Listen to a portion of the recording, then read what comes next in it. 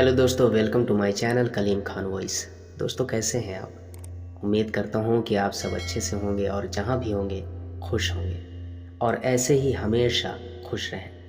दोस्तों, आज की जो स्टोरी है ये बहुत ही ज़्यादा इंटरेस्टिंग होने वाली है, तो इसे लास्ट तक ज़रूर सुनें। और अगर पहली बार हमारे चैनल पर आप आए हैं तो हमारे चैनल को सब्सक्राइब कर लें। बढ़ते हैं आज की स्टोरी की तरफ।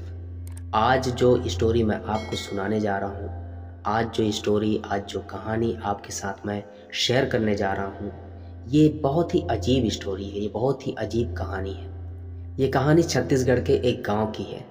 वहाँ पर एक फैमिली रहती थी जिसमें बहादुर नाम का लड़का अपने माँ बाप और भाई बहन के साथ रहता था। अच्छा, हमने अपने बड़े बुजुर्गों से सुना है कि इंसान की ज़िंदगी में नाम का बहुत असर पड़ता है। अब देखते हैं कि बहादुर की ज़िंदगी में उसके नाम का क्या असर पड़ा।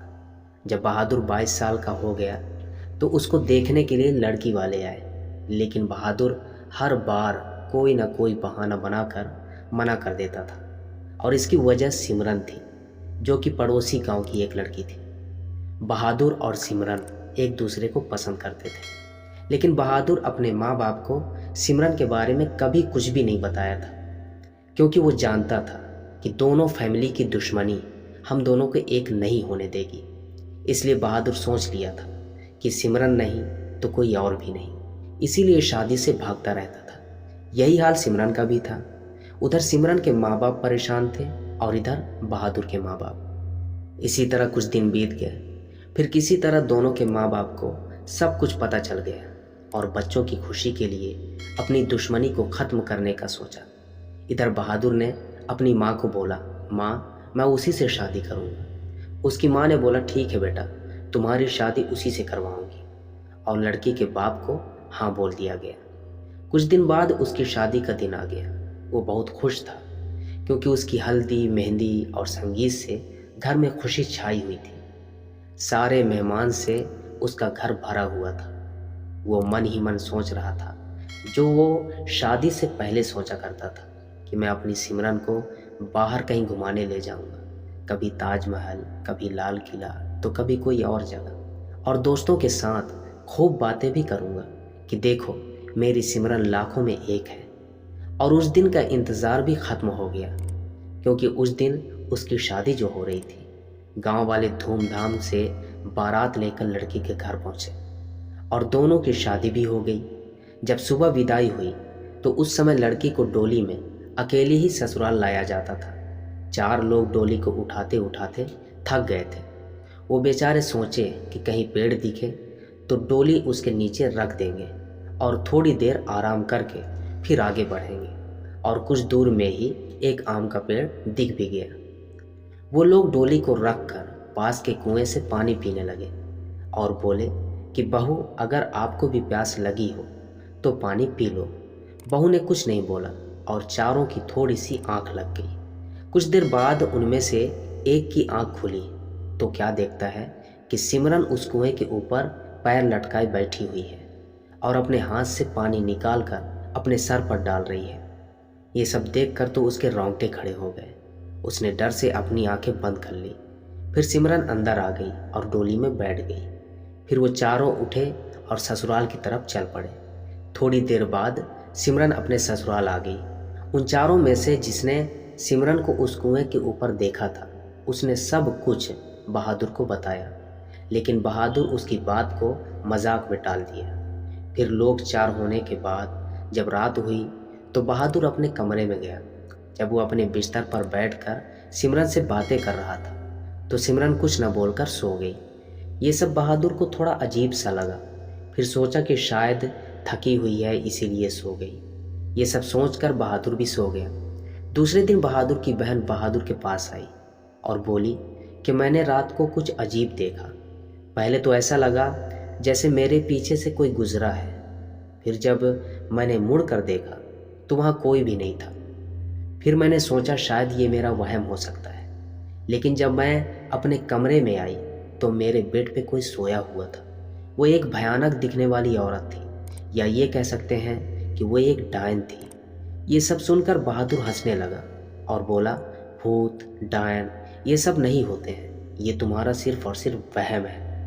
ये बोलकर बहादुर अपने कमरे में आ गया और सोचने लगा कि आखिर क्या हो रहा है। पहले तो वो एक आदमी जो सिमरन के बारे में अजीब बात बोल के गया है, फिर सिमरन का चुप चुप सा रहना, और फिर मेरी बहन के साथ ये सब कुछ। यही सब सोचते सोचते पूरा दिन गुजर गया। रात हुई तो अजीब अजीब चीज़ें होने लगी। इधर का सामान उधर गिरने लगा और उधर का सामान इधर गिरने लगा। सब लोग डरे हुए थे, लेकिन बहादुर बिना डरे चुपचाप खड़ा रहा। अब उसे सब कुछ समझ में आ गया था कि इस घर में कोई भूत या आत्मा है, और वो आत्मा सिमरन के अंदर है। तभी बहादुर की माँ ने कहा कि ये सब इस लड़की की वजह से हो रहा है। जब से ये आई है हमारा जीना दुश्वार हो गया है। ये लड़की मनहूस है। ये सब सुनकर बहादुर गुस्से में आ गया, ये जानते हुए भी कि माँ सच बोल रही है। उसने अपनी माँ से कहा कि सिमरन ऐसी नहीं है, और वो अपनी माँ को चुप रहने के लिए बोला, क्योंकि शादी से पहले बहादुर ने सिमरन से वादा किया था कि वो हर पल उसका साथ देगा, हर गम में, हर खुशी में, हर मोड़ में कभी उसके ऊपर कोई आँच नहीं आने देगा। ये सब सुनकर उस आत्मा को लगा कि बहादुर मेरे लिए बोल रहा है, और इसी तरह धीरे धीरे वो आत्मा बहादुर को पसंद करने लगी। अब तो वक्त गुजरने के साथ साथ बहादुर की फिक्र भी बढ़ती जा रही थी। तभी बाहर का दरवाज़ा कोई खटखटाया। जब बहादुर ने दरवाज़ा खोला तो एक साधु सामने खड़ा था। उसने खुद बहादुर से कहा कि इस घर में एक आत्मा है जो एक यक्षिणी है।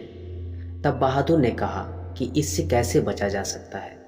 तो साधु ने बताया कि यक्षिणी सिर्फ प्रेम की भूखी होती है, उसे प्यार से समझाओ, वो खुद चली जाएगी।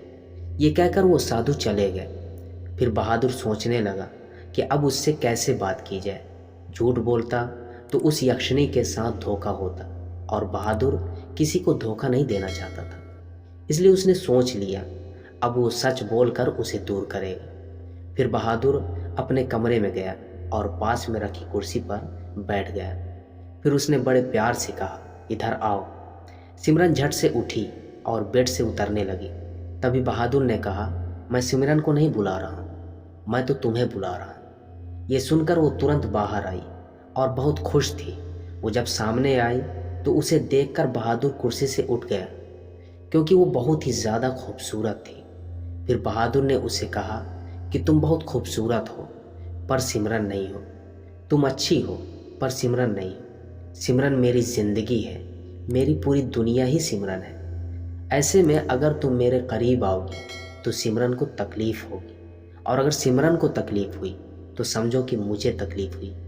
तो क्या तुम मुझे तकलीफ़ में देख सकती हो? ये सुनकर वो आत्मा न जाने क्या सोची और एकदम से गायब हो गई, और फिर कभी नहीं आई। दोस्तों, ये थी आज की कहानी। और कहानी तो सिर्फ कहानी होती है, मगर प्यार पाने का हक तो सबका होता है, चाहे वो यक्षिणी ही क्यों ना हो। इस कहानी में भी यही हुआ। सिमरन बहादुर की ज़िंदगी थी, बहादुर सिमरन का हमसफ़र था, और यक्षिणी बहादुर का प्यार चाहती थी। दोस्तों, अपनी राय हमें कमेंट करके ज़रूर बताएं, क्या यक्षिणी का प्यार सच्चा था? क्योंकि प्यार का मतलब सिर्फ पाना तो नहीं होता।